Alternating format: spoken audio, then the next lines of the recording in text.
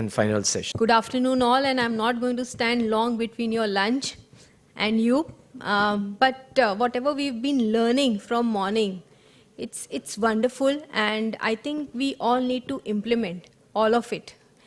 Problem with us is that we all know what we need to restrict, but we don't know how to actually do it, right? And I would like to thank Ravichandran sir for having me here. Friends, my journey started because this problem of salt, sugar was in my family. And that is how the hard way I learned how to restrict and how to work closely with patients. So we've heard about salt, and if you ask me salt is bad, I would say no, salt is not bad. No food is bad, but probably we eat something in unlimited quantities and then it becomes bad, right? Now, even if you see the WHO report, it is nowhere telling us that don't eat salt. It is also given us a definition that you need to use around 5 grams of salt or 2000 milligrams of sodium, right? So they also are not saying that it is bad, but yes, having said that, sir showed beautiful slides from abroad which said 50% less sodium, 10% less salt, or 5% less salt. But in our country, the labeling which is done, which is very minimal, I don't know how many of you has seen a Lay's packet of 10 rupees. That does indicate the amount of salt that is there in that packet. It says around 6.7 grams of salt. How many chips are there in that? Around 10 to 15 pieces, right? So what is your daily requirement of salt? What I'm trying to come to is that our requirement is 5. We hardly see labels. Of course, we don't have labels. Abroad, that concept is very clear, but in our country, the concept is not there, and that is why today we are having a struggle. So this is the definition. Salt gives us the sodium. Probably that's the bigger problem. And many a times when you talk to patients, they will say, "Namak nahi dala tha." Kya dala tha? Chaat masala use kiya tha. So the problem is people do not know what is salt, how it comes, from where it comes. So actually what I feel in our country, what we need is nutrition literacy.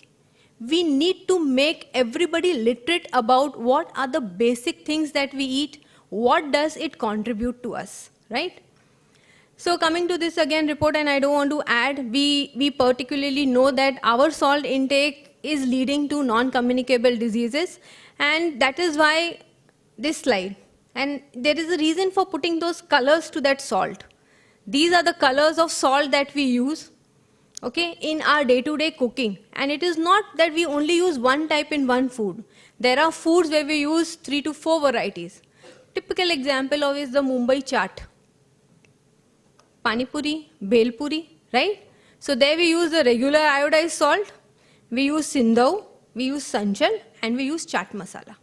So we are adding a variety of flavors, and then we say that we didn't eat salt, we use different flavors. And that is why today we are calling salt as a slow poison. Now, if I talk of India as a country, I would say that many a times we, as per our ethnic backgrounds, we use salt in various types. So the cultural practices, like there are communities where they will not use salt in your chapati and rice, but a pickle is mandatory. 3 or 2 varieties of chutney on the tray is mandatory. So you're not using salt per se in the actual food or while cooking, but you have hidden sources, and that is why our salt intake works between 8 to 12 grams. And you can cut it short, okay? So what are the sources of salt? Of course, all natural foods give salt. So if you tell somebody that you've eaten a chapati and that has also given you salt, they say, chapati to khaya, namak nahi dala. So that concept of people having that natural food also gives sodium is not there. That needs to be inculcated. Again, while cooking food, we are using different varieties of salt. You have hidden sources, you have a lot of masalas, you have a lot of preparations where hidden form of salt is coming in. And of course today, the convenient foods that we live with. If you see anybody today, if you're going out, it's okay, we will eat outside. In the bargain, if your lunch or dinner is getting late, what do? We pick a packet of wafers, we pick a packet of biscuits. Today we think more of health, thanks to the media. Today we are more vigilant on eating some protein. So sir was showing, we did see those packets of high sodium dry fruits. So you are eating indirectly lot of salt, and you can cut it down. Now this is a common myth which is there, that only salt can make food tasty. We have been doing a workshop with our patients, with our students from 1997, where we do recipes totally without salt. And we give different flavorings, and we have trained our people, our students, to develop recipes totally without salt, and it actually, the patients have tasted it and they have liked it. And we come out with those recipes for all. Children require more salt. Is that the right concept? No, WHO is saying children require less salt. In fact, I tried it with my own daughter. When the weaning food had to be started and we were giving her rice water and dal water, everybody said, put a pinch of salt, put little ghee. I said, no, just boil the water and give it to her. Let us see whether she takes it or she doesn't take it. She took it because the concept, that flavor was not there. So probably we are introducing these flavors. For from a young age, if we don't introduce salt to many of the foods, probably we can save this problem. Again, salt in hot temperatures requirement is more. No, it's not. So these are myths which we need to educate all.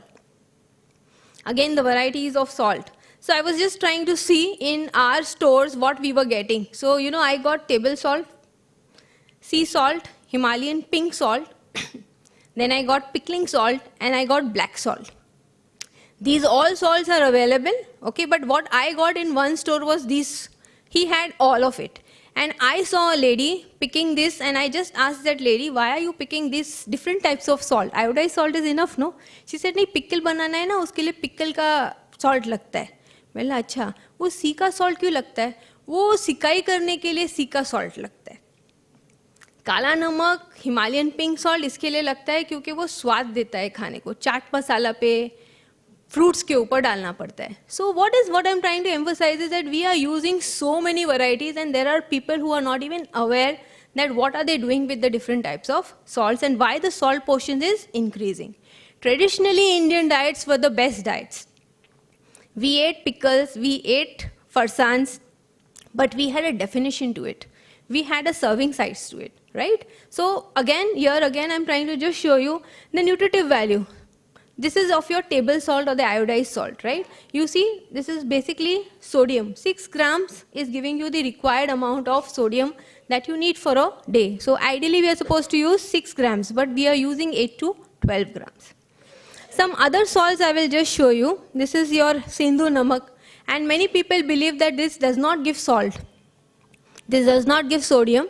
But if you see again, it's contributing to 36.8% of sodium. So Sindhu Sanchal, which traditionally Indians have been using as salt for fasting, also contributes to salt. And people use it both. During the daytime, they will use this, and at the end, one meal that we eat, we'll use it with our normal salt. Now we had a beautiful presentation on low sodium salts. Today, market is there is a brand here which I have put. There is nothing wrong. In fact, this is a blessing for people who have hypertension and you want to reduce salt. But again, when you're using this type of salt, education of your patients is very important. Because I had a patient who was using this salt. This also you need to calculate the sodium content and give it to the patient that how much will they have to use in terms of salt, because the label does not give any information. I had a patient who was using almost 25 grams of this salt. So if you're using more of this, again, it's not a benefit. Such a good product, but if the knowledge is not there, people will not be able to use it in the right way. As a nutritionist, I think this is some information that we need to pass it to you, and you need to pass it to the patients so that the right proportions of these good products can be used by the patients.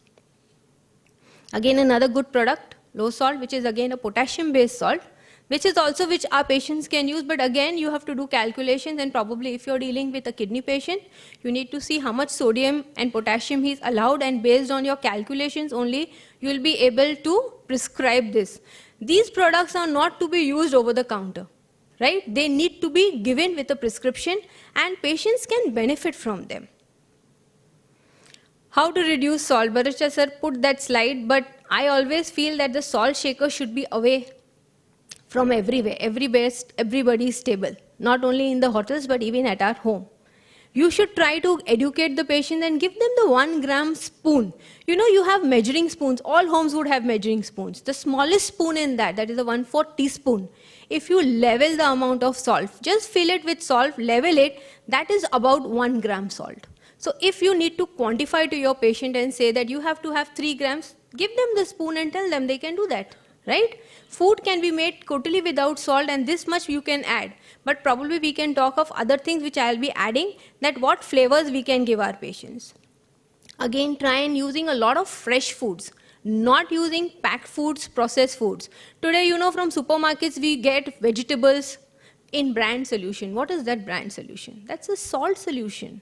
So you're buying something thinking that this is better, you get it, you cook it, and then again you're going to add salt to it. So you're going to increase the sodium content of that recipe.